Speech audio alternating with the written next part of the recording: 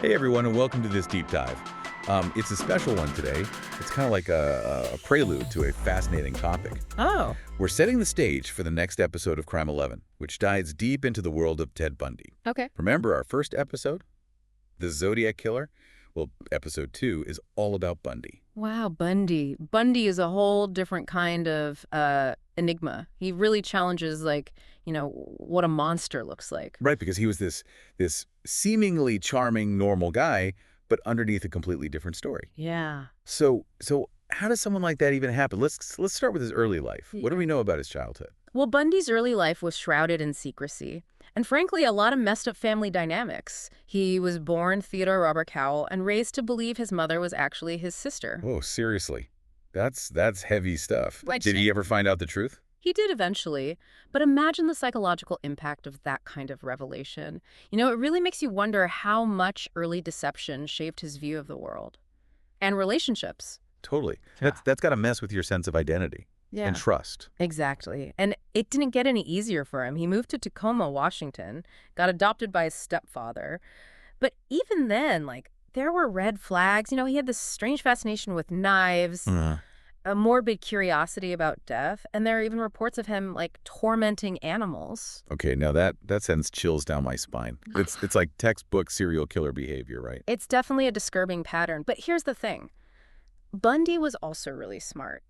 He excelled in school, but socially, not so much. He always seemed to be on the outside looking in. So a classic case of being brilliant, but isolated, almost like he had this dark side brewing beneath the surface. Exactly. And that brings us to his college years, where things take a pretty dramatic turn. Yeah, because suddenly he's this confident, charming dude, active in politics, even getting a recommendation from the Washington governor. What happened? It's like he flipped a switch. He was still incredibly intelligent, but now he was using that intelligence to manipulate and charm people. He met his so-called dream girl, Diane Edwards, and they had a pretty intense relationship. But when they broke up, it hit Bundy hard. Ah, the classic heartbroken turned psychotrope. But is there really a connection between this breakup and his later crimes? It's definitely a theory. A lot of his victims actually resembled Edwards. Young, attractive, long, dark hair, parted in the middle. It's almost like he was trying to recreate that lost love, but in a very twisted, controlling way. That's messed up on so many levels. But before we get into his victims, let's talk about his methods. How did he actually lure these women in?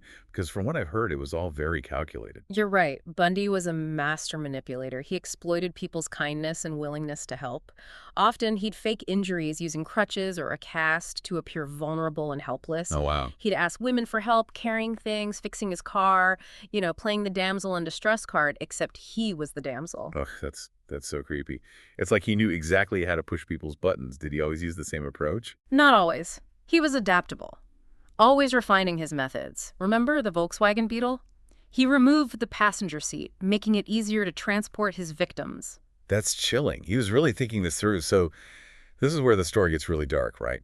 Young women start disappearing in Washington and Oregon, leaving the police totally baffled. Right, and remember those similar characteristics in the victims. Young, attractive, long dark hair. It's like he had a type, and it all pointed back to that idealized image of his lost love. Okay, this is where it gets even more disturbing.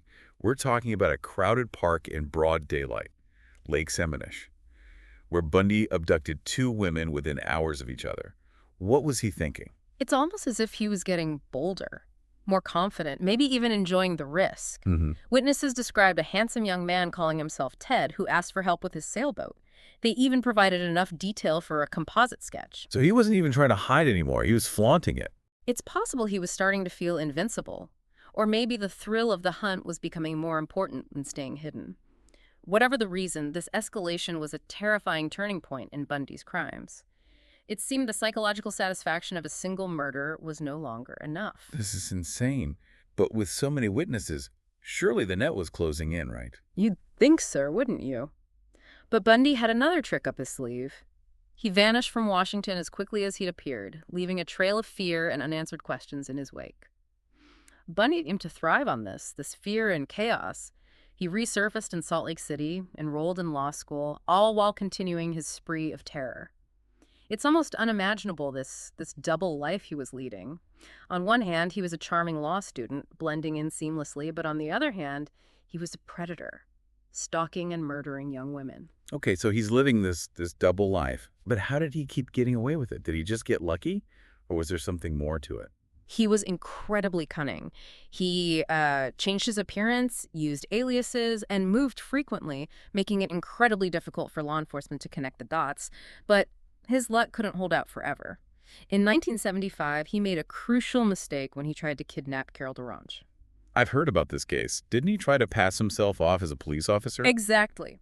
He approached DeRange in a shopping mall, claiming her car had been vandalized. And he tried to lure her into his VW Beetle, even flashing a fake badge. Ugh, playing on a woman's vulnerability like that. Did she fall for it? Thankfully, DeRange was a savvy woman. She noticed inconsistencies in his story and became suspicious. And when he tried to handcuff her, she fought back with everything she had. Wow, that's some serious courage. What happened next? She managed to escape from the moving car and immediately reported the incident to the police. Her detailed testimony, along with evidence found in Bundy's car, a crowbar, a face mask, rope, and handcuffs, was enough to finally arrest him. He was convicted of kidnapping and sentenced to prison. So finally, justice is being served. The reign of terror is over. If only it were that simple. We're talking about Ted Bundy, remember? This guy was a master escape artist. He actually broke out of custody twice in 1977. No way. Twice. How did he pull that off? The first time, he was acting as his own lawyer in a Colorado murder case. He convinced the court to grant him access to the law library for research. And while he was there, he jumped out of a window and disappeared into the mountains. Seriously, it sounds like something out of a movie. It was a massive manhunt, and he was on the run for 8 days before they caught him. But just 6 months later, he escaped again, this time from his jail cell. He had meticulously planned it, even losing weight to fit through a small hole he made in the ceiling. This guy was like Houdini on a dark mission. But surely after 2 escapes, they kept him under tighter security, right? You'd think so, but Bundy was incredibly resourceful and determined. And this second escape led him straight to Florida, where he would unleash a wave of violence that shocked even seasoned investigators. This is where the story takes its darkest turn, right? The Chi Omega sorority house break-in. Exactly. In January of 1978, Bundy broke into the Chi Omega sorority house at Florida State University. He bludgeoned 4 women, brutally murdering 2 of them, Margaret Bowman and Lisa Levy.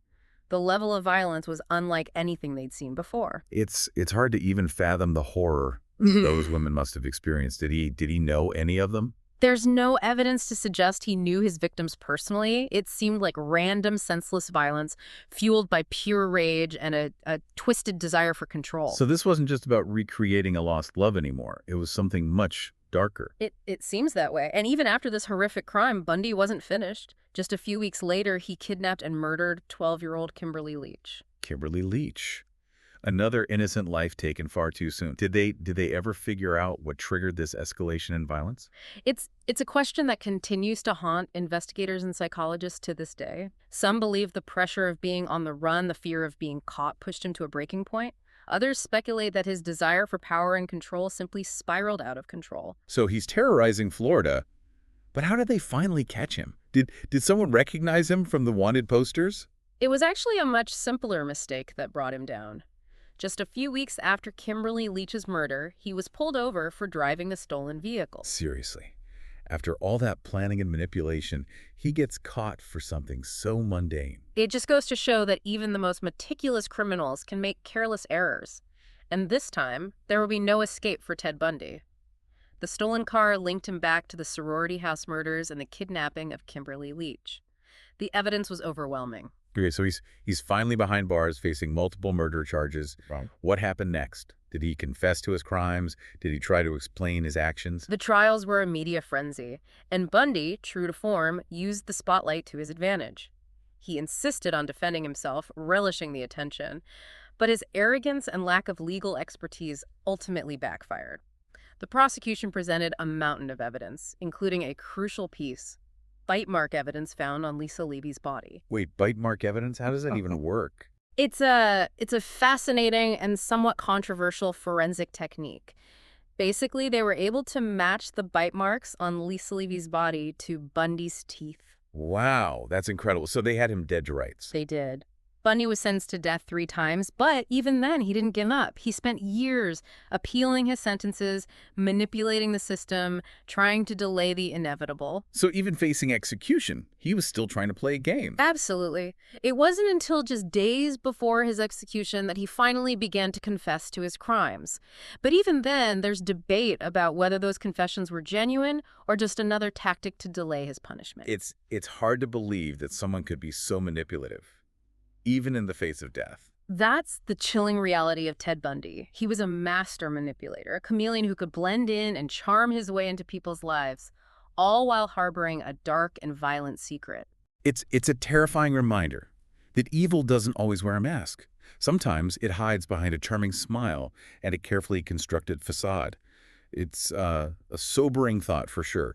And even though he's been gone for decades, Bundy's case still fascinates and horrifies people. Why do you think we're still so drawn to his story? That's a great question. And I think there are a few reasons. For one, Bundy was a complete anomaly. He defied like the stereotypical image of a serial killer. Yeah. He was handsome, intelligent, and seemingly normal, which made his crimes even more shocking and terrifying. Right. It shatters the illusion that we can easily spot evil. Like, if someone like him could be a monster, then anyone could. Exactly. And I think his ability to manipulate and deceive is another reason we're so fascinated. He was so skilled at blending in, at gaining people's trust, that it makes you wonder if there are other, Ted Bundys out there hiding in plain sight. Ugh, stop. You don't even say that. It's like a real-life horror movie. Right. But you've got a point. It makes you question everyone and everything. And then there's the sheer brutality of his crimes. The level of violence he inflicted was horrific. And I think people are both repulsed and strangely drawn to that darkness. It's like this morbid curiosity, right? We want to understand the why, the how, even though it's terrifying. Yeah, I think that's a big part of it. We want to believe there's a reason, an explanation for such evil, even if it's unsettling.